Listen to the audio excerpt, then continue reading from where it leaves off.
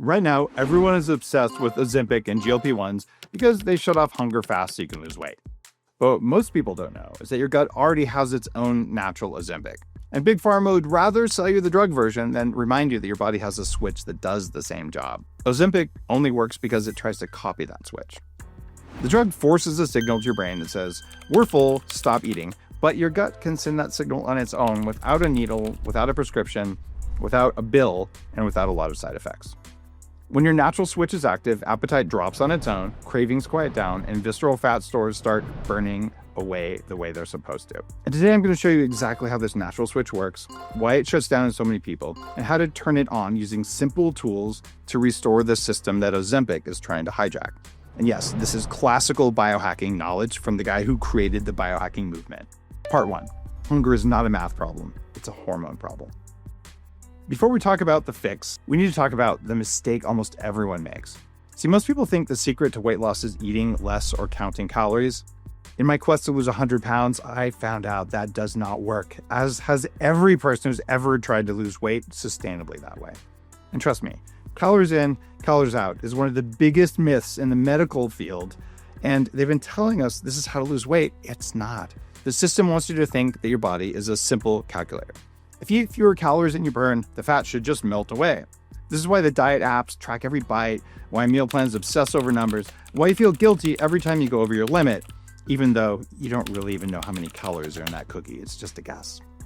When you overeat, you blame yourself for not having enough discipline. You start to think hunger is a mindset problem, something you should be able to outthink or outwork if you just try harder. This was my life for years when I weighed 300 pounds. I went to the gym 90 minutes a day, 6 days a week. I was constantly starving, so hungry. I feel that gnawing feeling. It just doesn't work. And a few people lose weight for a short period of time and then it comes bouncing back just like it did for me over and over. Because in the calories in, calories out story, quantity matters more than biology. So you keep tightening the rules and hoping the math is finally going to work. Newsflash. It's not that you're not doing it, it's that it doesn't work. But visceral fat, the hidden fat that builds up deep inside your organs, that's actually a hormone problem rooted in the brain's miscommunication with the gut. And visceral fat is the most dangerous kind of fat. I have low levels of visceral fat for an 18-year-old, and the calendar thinks I'm slightly over 50. My lab tests would tell you I'm younger. Your brain does not stare at a calorie chart after you eat. It listens to chemical signals that come from your gut, your fat tissue, and from your blood. One of the most important messages is the "I'm full" signal. That signal depends on hormones your gut is supposed to release after a meal, but not if you don't know how to eat. When those signals are weak, your brain never really hears that the meal's over. So you finish your plate and you're still unsatisfied, so you just keep going. And on the other side, there are hunger hormones, especially one called ghrelin. They stay high even after large meals, so your body keeps pushing you towards food even when logic says you've had enough. As a result, your brain and your body want different things. Your logical mind is counting calories and saying, "I should stop." But your biology is screaming, "I'm still hungry." And your biology will win. Because as you cut calories harder, your body senses danger. It thinks you're entering starvation. So it slows down your metabolism to conserve energy, and then you get fat on less calories. You burn fewer calories at rest. You feel colder, more tired, and more obsessed with food. And the harder you try to eat less, the louder the hunger signals become. You will not win over time. Dieting turns into a constant war between what you know and what your body feels. And most people eventually lose that fight because hormones always win over willpower. See, your gut's not just a tube that digests food, it's an endocrine organ. These types of organs secrete hormones directly into your bloodstream. They control bodily functions like growth and metabolism and fertility. Your gut releases hormones that control hunger and fullness or satiety. One of the most important of those is GLP-1. When you eat, specific cells in your intestine are supposed to release GLP-1 into your bloodstream. And that hormone tells your brain, food is here, you can slow down. It helps your pancreas release insulin in a healthy way. It slows stomach emptying just enough so you feel satisfied, not stuffed. When your body releases GLP-1 correctly, cravings drop, your energy feels more stable, your meals naturally come to an end without a fight. And when your gut doesn't release GLP-1 the way it's supposed to, hunger hormones dominate, and your whole system leans towards storing fat instead of burning it.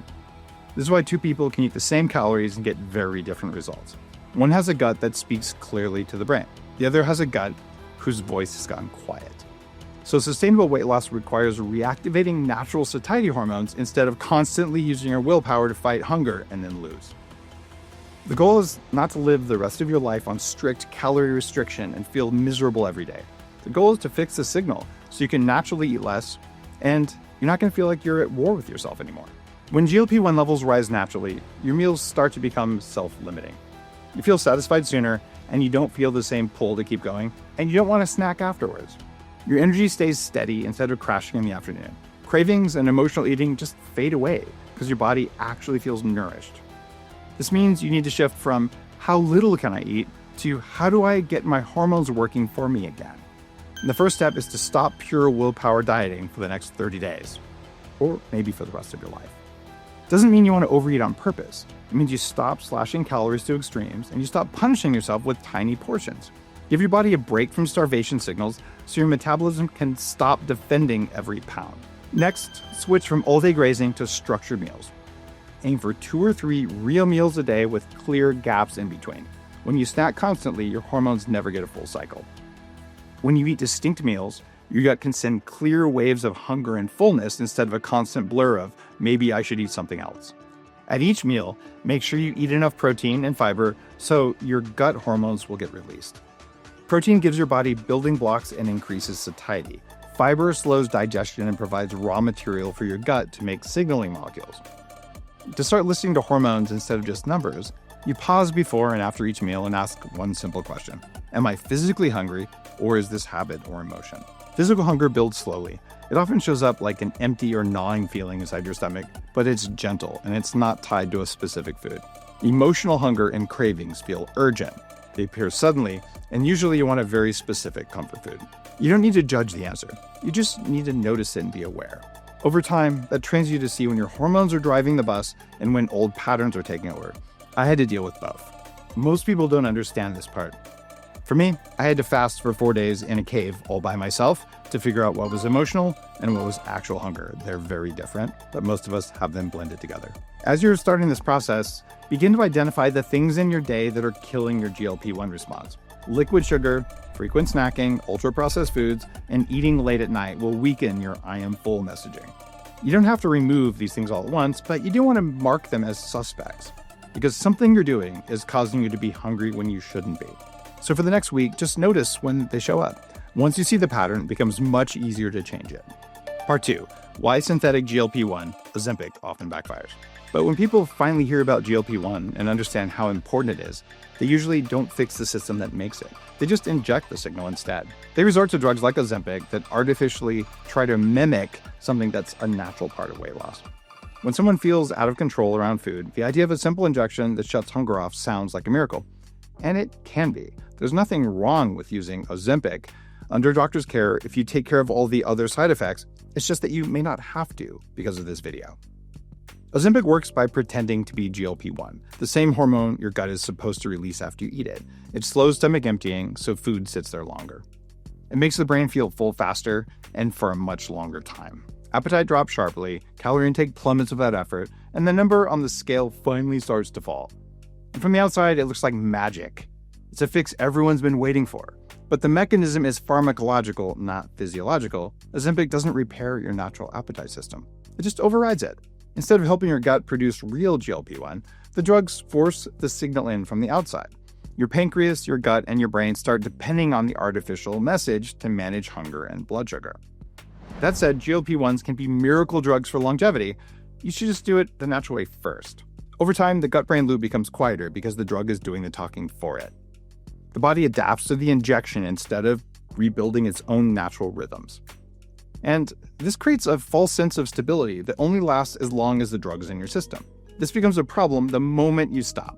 And as the artificial signal fades, appetite doesn't just return to normal. It rebounds hard, just like if you overcut calories. Your brain, which has been held back for months, is going to overcorrect. Hunger surges, cravings spike, and the calm relationship with food that the drug created collapses overnight. Many people regain the weight they lost, and a large number even overshoot it because months of injections suppress their appetite hormones. The body tries to protect itself from what it believes was a starvation period, and it stores fat more aggressively than before. The same thing happens if you practice starvation dieting and overexercising. You lose weight, and then you gain more. So artificially forcing GLP-1 signaling may not build the metabolic stability your body actually needs. GLP-1 drugs like Ozempic can reduce appetite, but they don't heal the system that controls appetite. That's your job. And that's why long-term use of these drugs often comes with nausea, fatigue, digestive discomfort, and slow digestion that just doesn't feel natural. If I could have used GLP-1s when I weighed 300 pounds, I would have. And there's no reason that you couldn't do it. But I never got sustainable weight loss until I learned what I'm sharing in this video about controlling my natural hunger hormones. Some people even lose muscle along with fat when they use GLP-1s, which lowers your metabolic rate and makes future weight loss even harder. And your hormone imbalance starts relying on the injection instead of your own biology. And that muscle loss is why people develop Ozempic face, which is a sunken, aged look caused by fast loss of facial fat and the underlying muscles. But you don't need Ozempic in the first place because your body already has its own built-in Ozempic system, and it activates through what you feed your gut. Your microbiome is a vast community of trillions of microorganisms that live in your gut. And certain gut microbes produce short-chain fatty acids that talk directly to your brain and metabolism. And one of the strongest of those molecules is called butyrate. Your gut bacteria make butyrate when you feed them the right kind of carbs. Butyrate is powerful because it directly stimulates the cells in your intestine that release GLP-1. And when those cells detect butyrate, they open the valve and release natural GLP-1 into your bloodstream. That's how your gut is supposed to tell your brain that the meal is over. And to understand how this works, you need to understand resistant starch. Resistant starch is a special form of carbohydrate that resists digestion in your small intestine. It moves through your system intact until it reaches your colon. And that's where the magic happens. If you have them, your gut bacteria grab onto this resistant starch and they use it as fuel. They ferment it slowly and it turns into butyrate. And that butyrate then signals your intestinal L cells to release GLP-1, the same hormone Ozempic tries to mimic. And the result is smoother blood sugar control, a quieter appetite, and a natural stopping point at meals. You feel full without forcing yourself to be full. You eat less because your biology says that was enough. Now this is interesting. You could take resistant starch, you could eat more foods with resistant starch, or you could actually take butyrate itself as a supplement. And my favorite brand is linked in the bio. And as a side effect, butyrate also raises ketones in your body. So if you're on a low-carb diet, it could actually help you. Well, this pathway from resistant starch to butyrate to GLP-1 is the hidden pathway that drug companies copied. Ozempic forces GLP-1 in from the outside, and resistant starch triggers GLP-1 from the inside. One overrides your system, the other restores it. That's why eating foods rich in resistant starch helps your gut produce its own GLP-1, which turns on your natural appetite regulation. When resistant starch and butyrate are high, your hunger goes down, especially between meals, when most of us struggle. I don't think about food for at least 4 hours after a meal because I fix the system in myself, and I used to weigh 300 pounds and eat 8 times a day. I eat twice a day now. Cravings start to fade because your blood sugar stays stable when you do this. You don't get the crashes after a sugary or an ultra-processed meal. You stop thinking about food all day because your gut finally has the raw materials it needed to send a clear message to your brain that says basically, don't think about food now, you don't need it.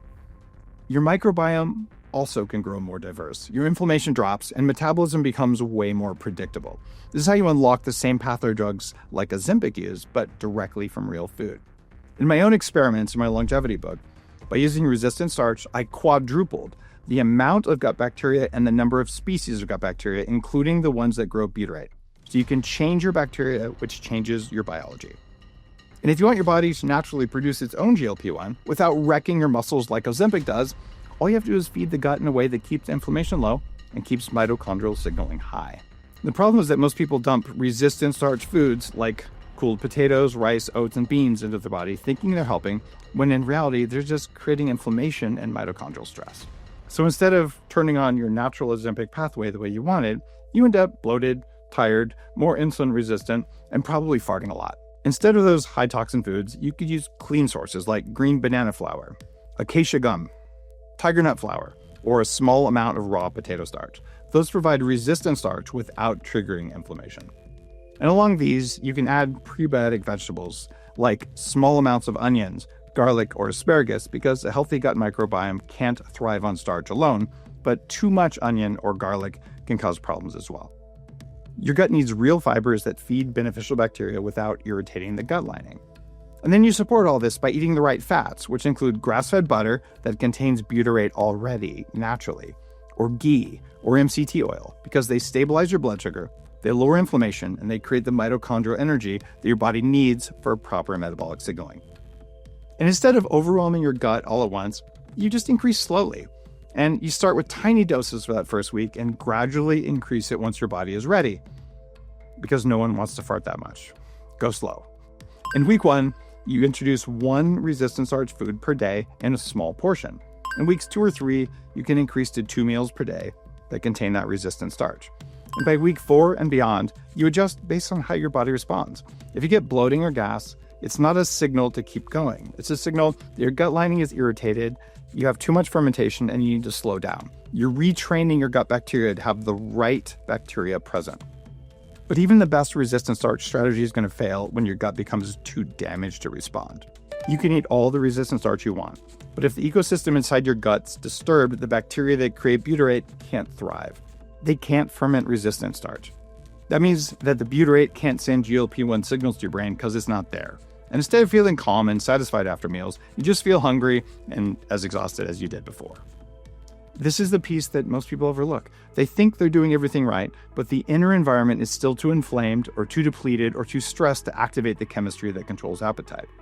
And the modern world quietly destroys that environment long before you ever notice symptoms. Processed foods, sugar, glyphosate, industrial seed oils, they feed the wrong microbes and they starve the ones that produce butyrate. Artificial sweeteners confuse gut bacteria and interfere with the way they process energy. Chronic stress makes your gut lining way more permeable, which means tiny gaps open up in your intestines, and that lets things leak into your bloodstream. And your body doesn't need that in your blood. Those are called lipopolysaccharide toxins, and they cause brain fog and cravings. Chronic stress also sends danger signals throughout your body, and it disrupts the hormonal loop between your gut and your brain. When you don't sleep well, it throws off your circadian rhythm. And that rhythm is your body's 24-hour internal clock. It tells every system, including your sleep system, your hormones, your energy, and your digestion, when to turn on and off. And your digestion works best when it follows the circadian clock, which is why your gut breaks down food effectively and efficiently during the day, but it doesn't do a good job at night. And antibiotics, even just a few rounds, can wipe out entire colonies of those microbes that you need in your gut.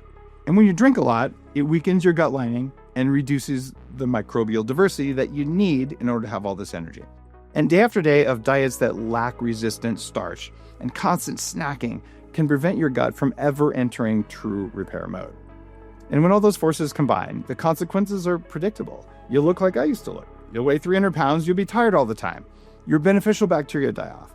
The butyrate-producing microbes that control your natural GLP-1 release shrink or just go away entirely.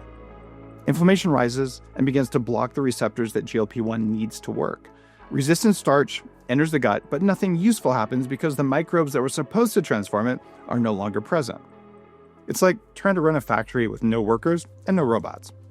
The raw material arrives, but the system that turns it into something valuable is missing. Until you rebuild that environment, the natural Ozempic pathway can't wake up. So if you want to fully activate your natural GLP-1 system, you got to first rebuild the gut environment that makes it possible. You don't fix your gut by dumping in random superfoods. You fix it by feeding the right microbes, starving the wrong ones, and removing the toxins that damage your gut lining in the first place. You start by repopulating beneficial bacteria with low-toxin, fiber-rich foods. In addition, you can take specific probiotics that actually work and specific prebiotics. And I've got links in the bio so you can tell the ones that actually work. There's also a supplement called GL Perfect that's specifically designed to help your body make more of its own GLP-1. Ultra-processed foods, seed oils, artificial sweeteners, fried foods, and anything laced with industrial additives, these all punch holes in your gut lining and distort the signals your gut sends to your brain. Unfortunately, that includes wheat from the United States because it's full of glyphosate that is well documented to damage your gut bacteria. So follow one simple rule. If a food didn't exist 100 years ago, it probably shouldn't be an everyday staple. And that instantly removes most of what harms your gut without needing detailed tracking. You don't need an app to tell you that Pop-Tarts aren't really good for you. Once you're eating the right stuff and you've taken the wrong stuff out of your diet, you want to support the communication between your gut and your brain. And that means you want to reduce your stress. If you allow yourself to be stressed all the time, even emotional stress or circadian stress, well, your gut's going to get old, your gut won't work well, and you'll have more stress signaling and less of this GLP-1 signaling. So you could do 5 minutes of slow breathing every day. You could keep your sleep schedule consistent because your digestive hormones follow a circadian pattern. Move your body gently by going for a walk after a meal. And just 5 or 10 minutes of walking can totally change your gut motility and reduce blood sugar spikes. These are small adjustments, and they create an internal rhythm that your gut relies on. And the next thing is kind of hard to do, but also kind of easy to do. You've got to adjust your meal timing to create a repair window. Don't eat all day long. Eat 2 or 3 main meals, and make sure that your final meal of the day is at least 3 hours before bedtime so your gut can do its job before you go to sleep. That means you can create a 12 to 14 hour overnight fasting window so your gut lining can repair itself and inflammatory signals can calm down. And if 12 to 14 hours seems like a lot, you probably slept for 8 hours. And if you didn't eat 3 hours before bed, you got 11 hours, have breakfast an hour or 2 later, you got your 14 hours. It's not that hard. You're not going to starve. That simple structure gives your microbiome the time it needs to rebuild. Hydration's also really important. Drink water when you feel thirsty so your gut stays hydrated during digestion, and put a pinch of salt or some electrolytes in it so you're even more hydrated. And when you're drinking water, add electrolytes like sodium, potassium, and magnesium if you feel dehydrated or you're just tired. My favorite brand is Element. Get the discount code at drinkelement.com/Dave. And avoid drinking large amounts right before you go to bed so nothing interrupts your sleep. If you really want to control your stress response and get better sleep so your gut can heal, wear the nighttime True Dark glasses. I invented these about 10 years ago because nothing else actually blocks all of the wavelengths that shut off melatonin and wreck your hormone timing. It's not about blocking blue light. These have 5 optical filters in them that change many different light variables so that your body knows it's nighttime and your digestion can go into repair mode. It's one of the easiest ways to protect deep sleep cycles, and we even published a study in a medical journal showing that True Dark lenses shift your brainwaves towards calm in about 15 minutes. Get your pair at TrueDark.com. Use code DAVETUBE for my discount. As your gut starts to heal, resistant starch becomes more effective. That's because the microbes that ferment it into butyrate can finally be active. And when they're active, they actually do what they're supposed to do. That's when your appetite control starts to just feel natural. It's when the switch begins to turn back on, and it's how you lose weight naturally, and you don't have to end up with an Ozempic face. Subscribe to my email to get updated information on GLP-1, including the safe protocols for using it if you need to, and to get all the other biohacking tips at daveasprey.com.